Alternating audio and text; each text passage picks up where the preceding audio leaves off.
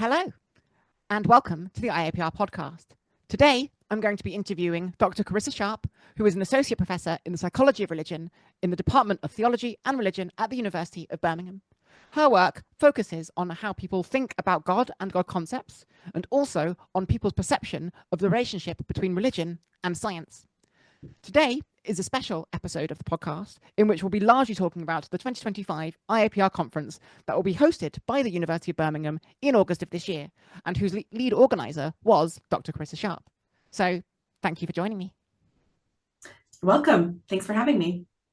So before we get on to stuff about the conference, let's have listeners or watchers, if they're watching on the YouTube channel, hear a little bit about you, your academic background, and the kind of research that you get up to.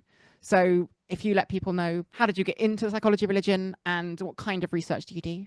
Absolutely. To tell that story well, I kind of have to go back to my undergraduate days, because I did a double major in psychology and religious studies back when I was doing my undergraduate at the University of Oregon. And my very lovely undergraduate supervisor, Sarah Hodges, encouraged me to do an interdisciplinary honors project where I did a psychology of religion project. And that really kind of spun out into my career as it is today, really. And so I was already doing research on God representations as an undergraduate. I then did a master's in theological studies, technically, but it was more kind of religious studies, before going back to doing a PhD. Well, I started off in the divinity school at Cambridge and then moved to the psychology department. So I've kind of bounced between psychology and religion departments. I've also done kind of research associate positions and research fellow positions in multidisciplinary centers as well. So I've really had lots of different homes, but now I'm finally in a theology and religion department again. But kind of psychology of religion has really been kind of the through line for me. I've always been doing my own original research in that space, in that interdisciplinary psychology of religion space. Okay, so that is actually almost quite unusual in this space where there's been a constant through line of psychology of religion, and you've come in almost straight away into that, which is also good for people to know that there's no one route into psychology of religion. You don't have to have started like Carissa did, but in fact, many people didn't.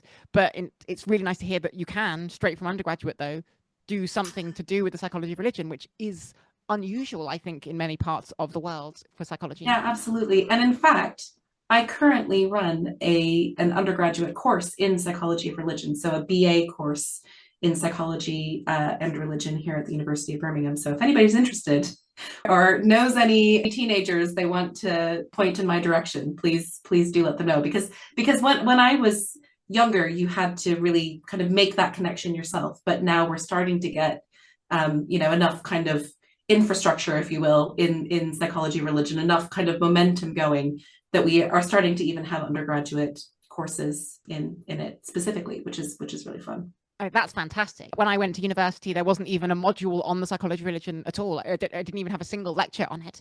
And I only found out of its existence kind of just before I started my PhD in the area. So it's really nice to see that now there are options, at the very least at Birmingham, where you could do a whole undergraduate course in it. So that's fantastic to hear. Yeah, thanks. And so how did you come to find the IAPR through your research? Well, yeah, I have been attending IAPR since 2009.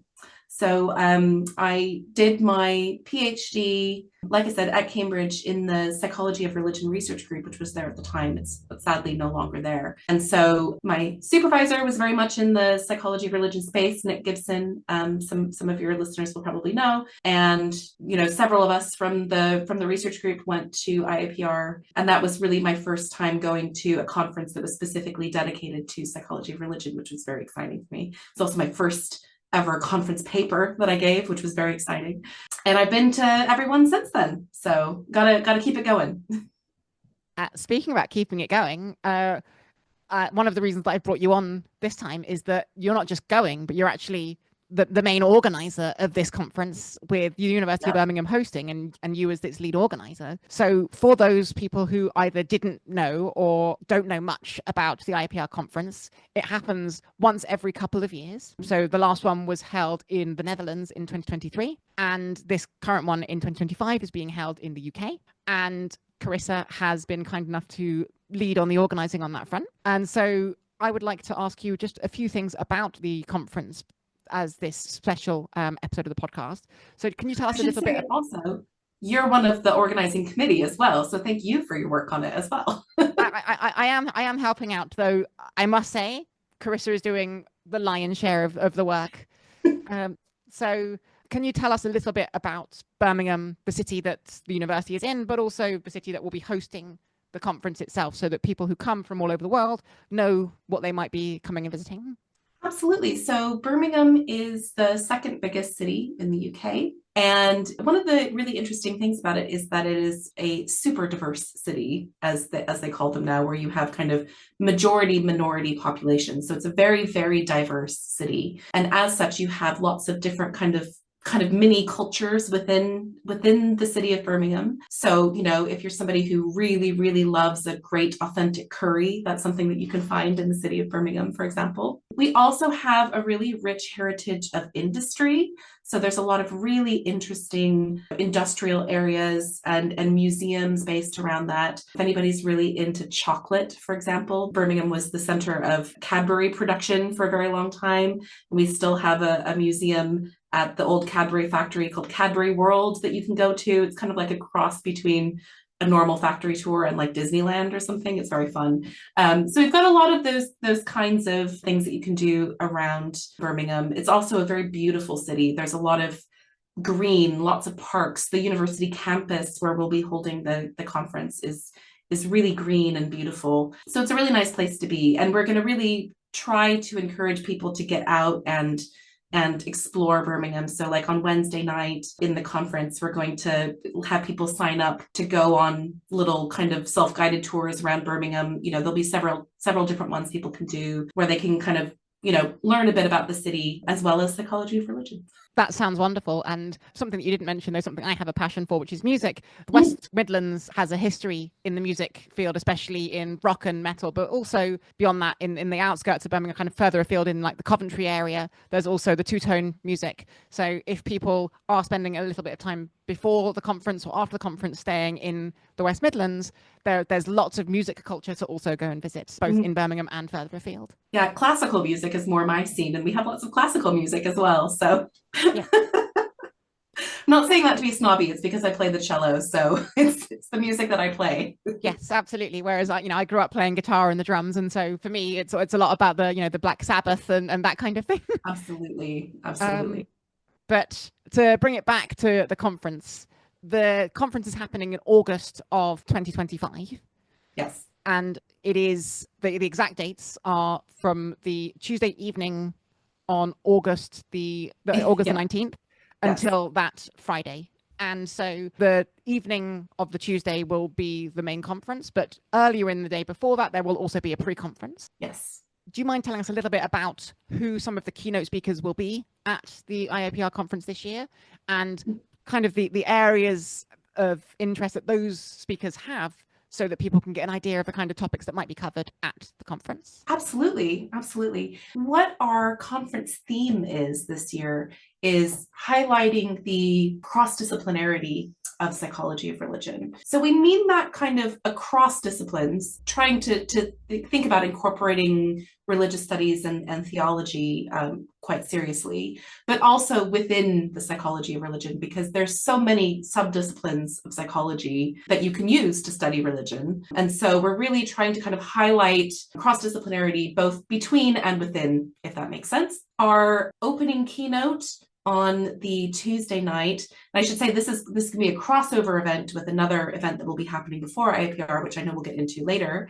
That will be Joanna Cullicutt, and she really does a lot of work at the intersection of psychology and theology. We'll also have Armin Geertz, who will be talking about cognitive science of religion, Becca Riekert, who will be talking about developmental psychology of religion, and then Renata Useldik, who does a lot of work on aging and social identity and health. So really trying to kind of get these different kind of sub-disciplines of psychology, as well as some of those kind of intersections with theology, religious studies covered.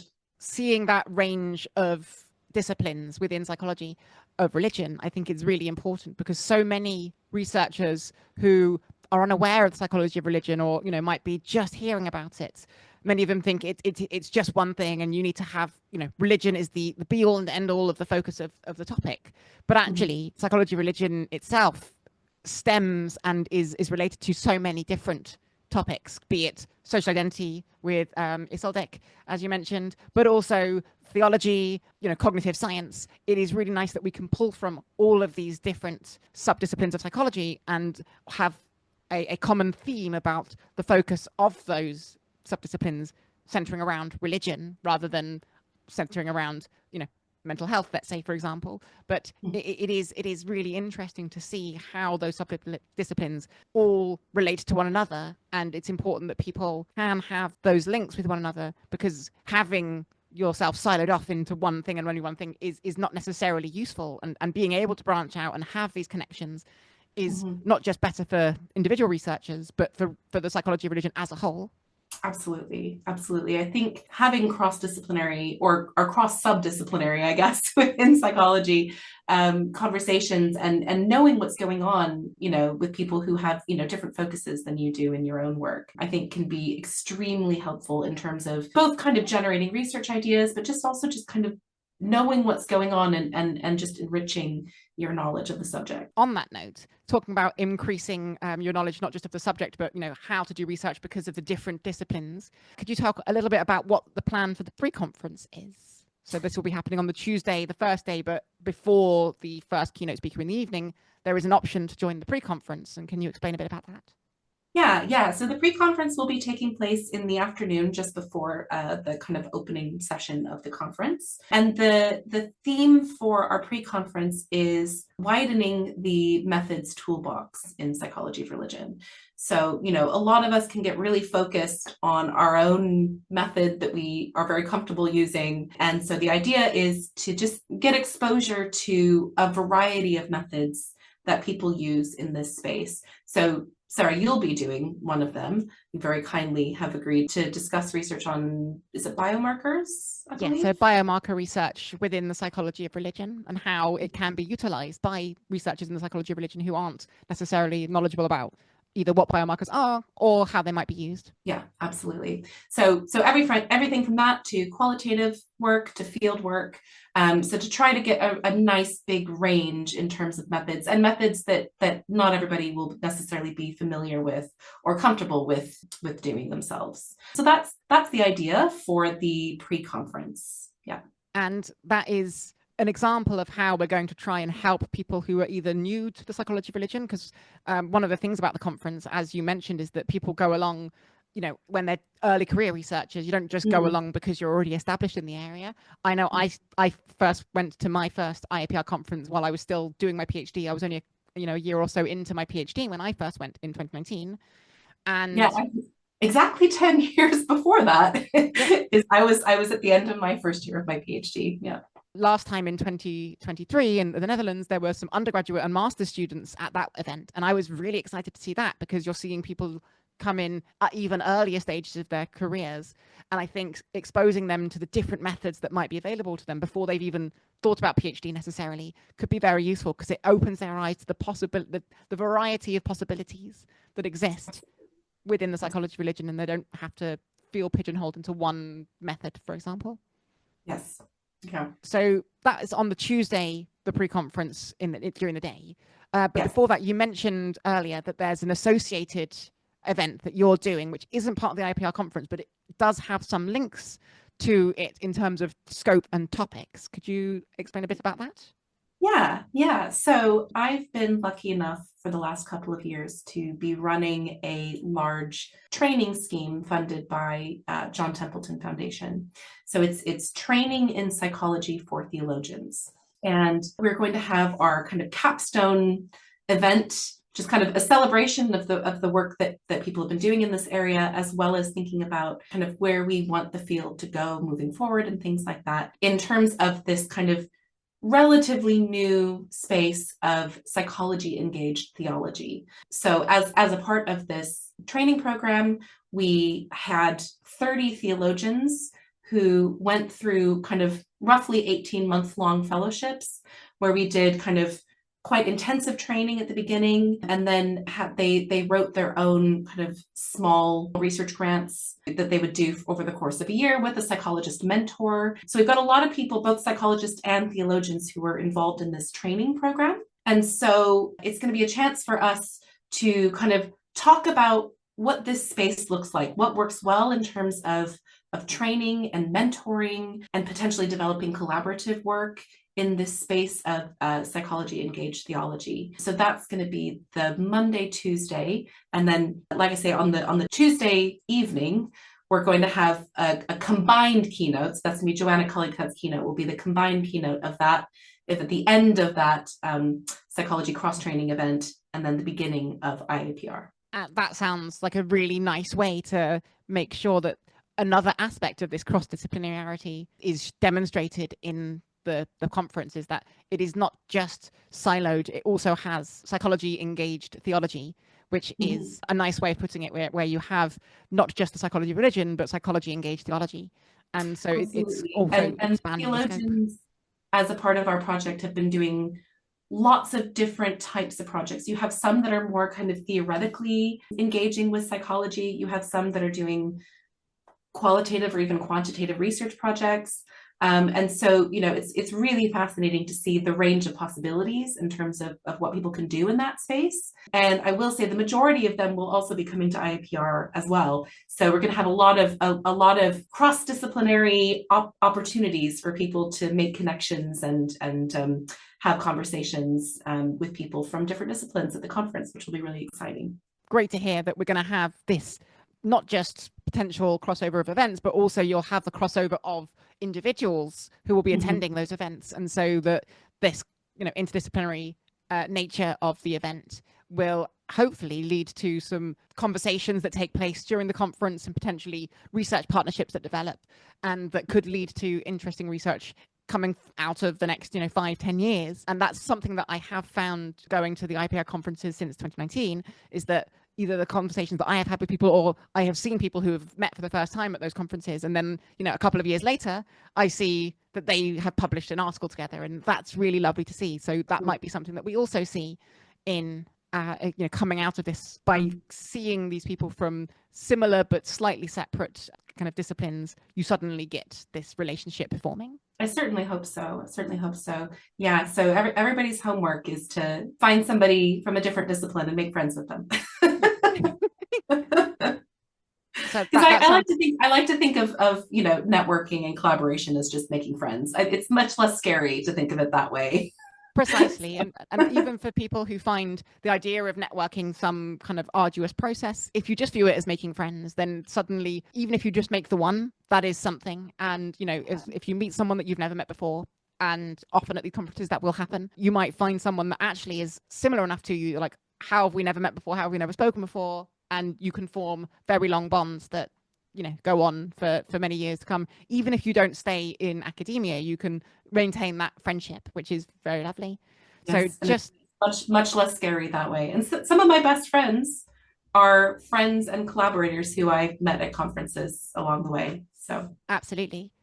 So just as a reminder, the IAPR conference is taking place from Tuesday the 19th of August until Friday the 22nd of August. So that's the second to last week in August. Submission deadline to the abstract has already passed when recording this, and especially by the time it comes out, it will be the case. But decisions are being made over the course of the next couple of weeks. So some people might have heard by the time they're listening to this of whether or not abstracts have been accepted, but we will also have people who want to come and attend the conference as attendees after this podcast goes out. So hopefully, fingers crossed, the timings line up pretty well, but it might be the case that registration for the event itself opens maybe a couple of weeks after this podcast goes live. But that is something that if you are signed up to the IAPR newsletter, you will get information about as and when the registration becomes open, and you can register your interest to attend, even if you aren't presenting. Absolutely. We'd love to have you join us, even if you're not presenting. I love going to conferences where I'm not presenting. You can just focus on what other people are saying and on generating ideas, and it's still a wonderful opportunity. Absolutely. And in fact, the conferences that I have attended where I'm not presenting, I have found to be almost more enjoyable than the ones I am presenting in, because all you are there to absorb knowledge, but also to there is a lot that kind of stress of, oh, I've got to give my talk tomorrow morning, I can't do much tonight. It's gone. And so you can just talk to people and make friends. And if that does lead to networking, great. But if it doesn't, you've still learned a lot from all of the keynote speakers and all of the other sessions that are going on, from the posters that are going to be presented. But you're also, meeting other people who have a similar research interest to you, which is itself quite invigorating. Absolutely. I think that is everything that I wanted to say. So this is a shorter form of the podcast because, again, it was a special episode largely focused around the IAPR conference happening this summer.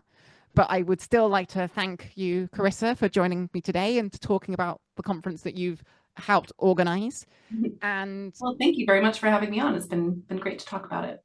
I'm just going to ask if there's anything else that you wanted to speak about that we haven't spoken about yet. I don't think so. Just looking forward to seeing everyone in August. It's going to be a really fun time. We were setting up a really fun cultural event as well for Thursday. So we'll all have a great time, and I'm looking forward to seeing you then. Again, thank you for joining us, and thank you everyone else to tuning in and either listening or watching, depending on how you're taking on the IAPR podcast.